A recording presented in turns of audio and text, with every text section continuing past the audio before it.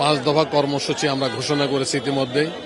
সেই 5 দফার হল জুলাই সনদ এবং আইনগত ভিত্তি দেওয়া জুলাই সনদকে উভয় পক্ষই পিআর পদ্ধতি চালুকরণ, এইভাবে 5টি দফা আমরা ইতিমধ্যে ঘোষণা করেছি।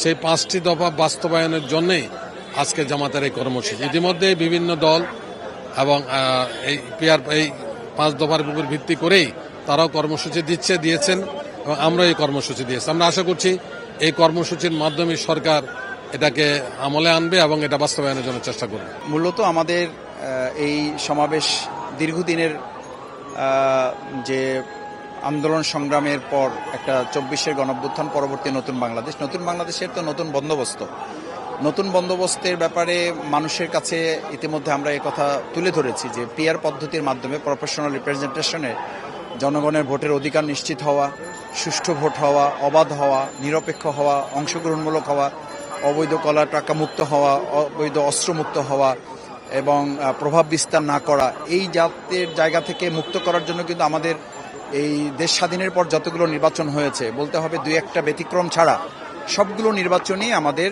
এই পরিস্থিতির মুখোমুখি হতে হয়েছে।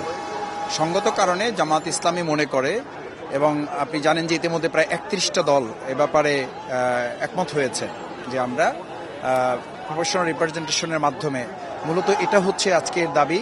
এরপরে আরও যে বিষয়গুলো আমাদের আছে, যে অবৈধ ভাবে যারা এখনও ভোট চাওয়ার কাজ করছে, অবৈধ অস্ত্র আছে সেগুলো উদ্ধার করা, এরপরে জাতীয় পার্টির সহ 14 দল তাদেরকে নিষিদ্ধ করার প্রক্রিয়া, এরপরে স্থানীয় সরকার নির্বাচনের প্রশ্ন আছে, এরপরে আমাদের এখন বিশেষ করে আমরা যে নির্বাচনের দিকে যাচ্ছি সেই নির্বাচনে একটা লেভেল প্লেইং ফিল্ড নির্ধারণ করা।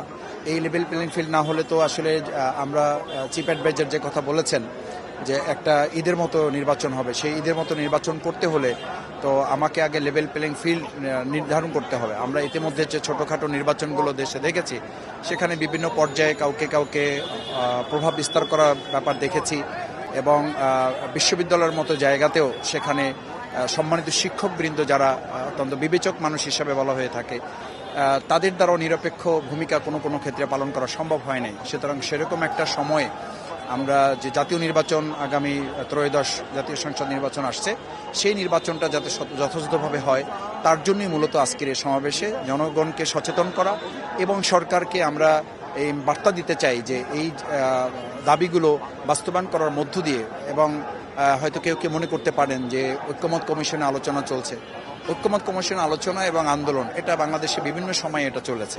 আমরা ঐক্যমত কমিশনের আলোচনাটার সহযোগী বা সেটার বাস্তবায়ন প্রক্রিয়াটা যাতে আরও সহজ হয় সেই লক্ষ্যে মূলত এই আমাদের আজকের এই বিক্ষোভ সমাবেশ এবং মিছিলের কর্মসূচি দেওয়া হয়েছে। সুতরাং এর মধ্যে আমরা কোনো সাংঘর্ষিক বা দ্বিচারিতা দেখি না বা দ্বৈততা দেখি না।